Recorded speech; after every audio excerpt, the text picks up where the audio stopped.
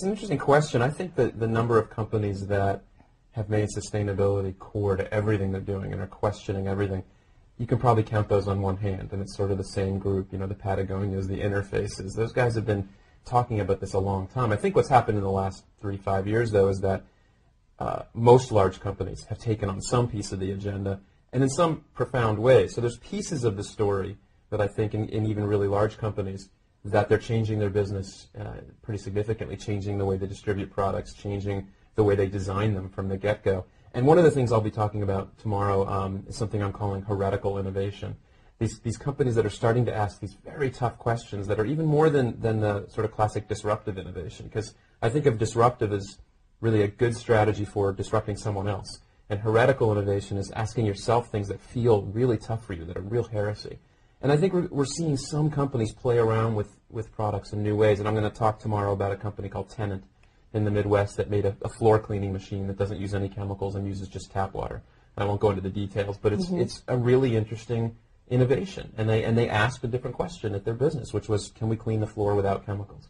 So I think you're starting to see companies ask very tough questions of themselves.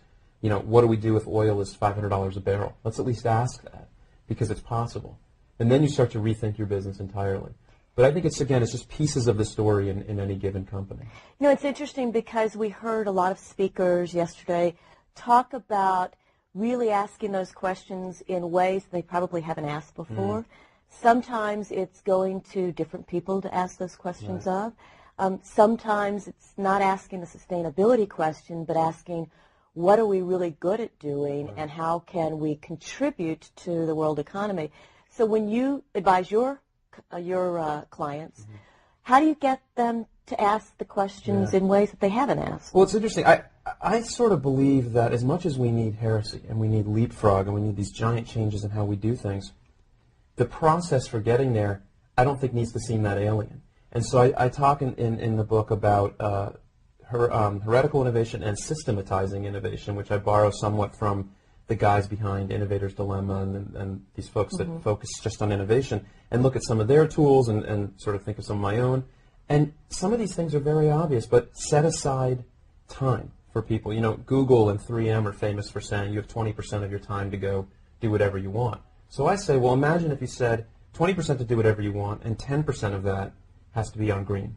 And we're going to educate you within the company on what green issues are, what are the big challenges, and you have to focus on green innovation. And we're seeing companies do that in very tactical ways, set aside money for saving energy, for just saving energy as part of their CapEx budget. So you have to use these, I think, very basic business tools. Set aside money, set aside resources, set goals. This is sort of old hat, but we have to point it in a new direction. Well, one of the questions they're going to have to grapple with is, how do we run a company where it may not be unbridled growth? And how do you share that with shareholders? How do you tell your management team that maybe the goal is not growth year in and year out, but something else? Is that possible? That's going to be really difficult. I mean, if you're a public company, it's going to be very hard to go to Wall Street and say, well, we're going to not grow the way we have been. I like to think that in the short and medium run, at least, there's so much opportunity for the companies that are greener to take share, to still grow, even if we have some issues with how we're growing as a whole and whether there's enough planet and enough resources. I also think we're just going to need to redefine growth. And you're going to have to see companies going in and talking to Wall Street differently, talking to their own employees and their customers. And this is, a more philosophical statement, but I think we're going to see companies start to think about growth of quality, not quantity, growth of the number of quality jobs they're providing or the quality of life for their employees or the way they're helping their customers make their lives better, reduce their impacts, reduce their footprint.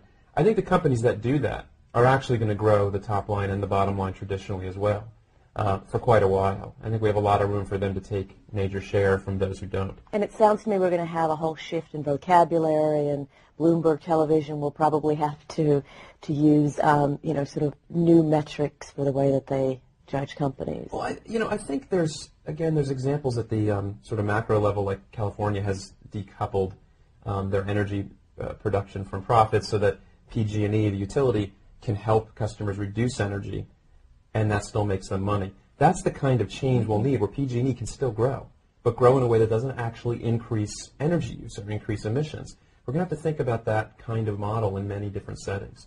And the example I used before of Tenant, they're decoupling chemicals from cleaning a floor. That's a pretty big, I think, very different way of thinking. And saying, can we take the environmental problem out of the equation entirely, not just reduce it, not just make it better? It's sort of the McDonough-Brongard, not just, not eco-efficient, but eco-effective. As one of our speakers said on the stage yesterday, it's really sea change thinking, and it's only appropriate. I think it is. But as I said, I think you can still use some of the incremental tools that we're used to using in companies. I don't think you have to change the way we do things, but you have to start asking different questions within that setup and provide people with new thoughts and external perspectives. I think having external people come in and ask some of these questions helps them think it through. But how they execute on that, I don't think has to look so different from how we have executed in companies forever.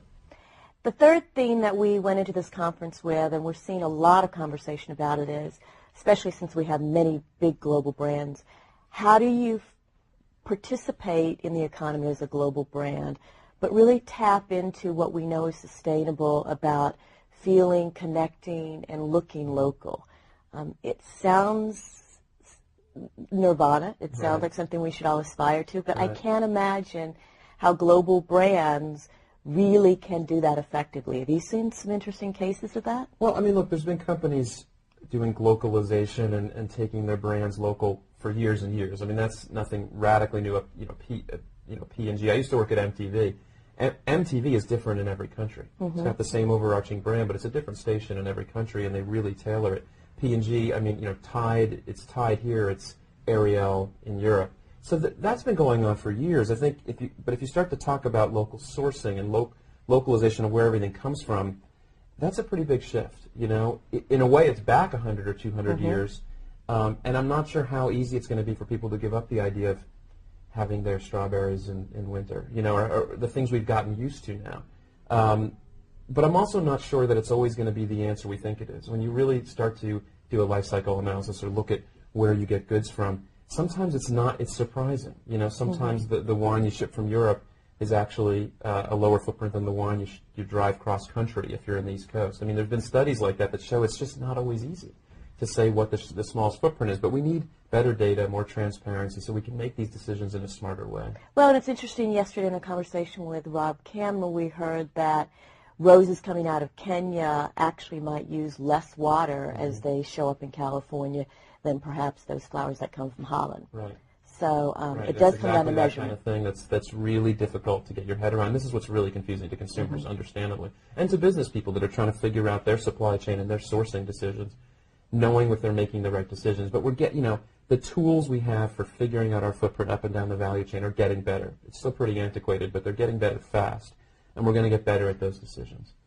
So you've got a new book coming out. That's right. And what did we cover in the new book that takes us from where Green to Gold left us? Well, the new book is called Green Recovery, and it's about right now. I mean, I make no bones about that. It's sort of a short-term focus of what do you do right now as a company?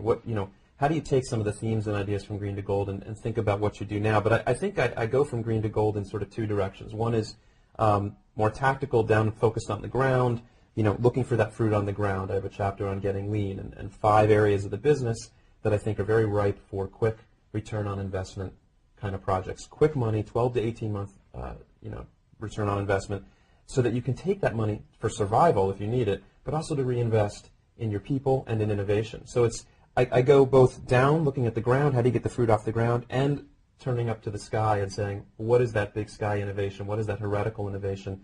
And how do we bring people together within the company and from without to start asking those tough questions? So I think I'm sort of pointing in both directions from Green to Gold, which was sort of a playbook and pretty tactical, but it's a 30,000-foot view of how do you design an environmental strategy and say, okay, here's some tactics for right now, just for survival, and then how do we think big about the future? Because that upturn will come.